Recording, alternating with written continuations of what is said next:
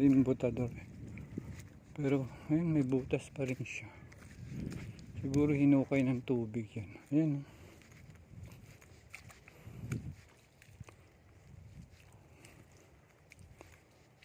Ayan. Ito pa rin siya.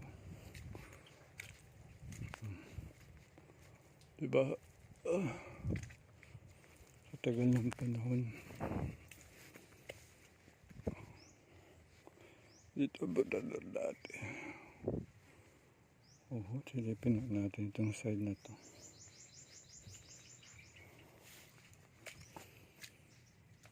Ayun. Pero nilagyan nila ng kawayan.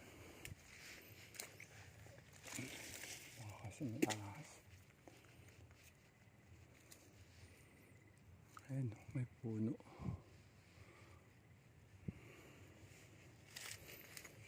Ilang natin.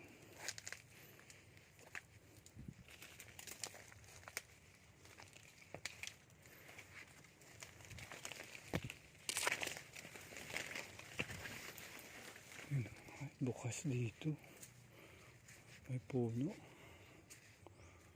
Ayun. Diyan kami nakatira sa side na yan.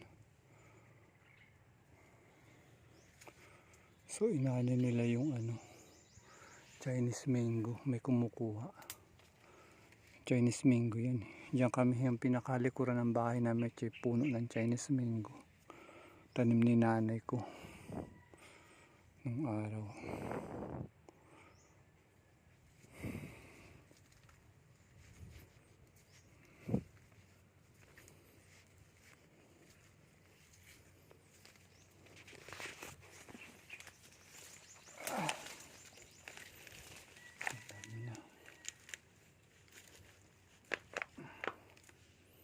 Itong botador dati.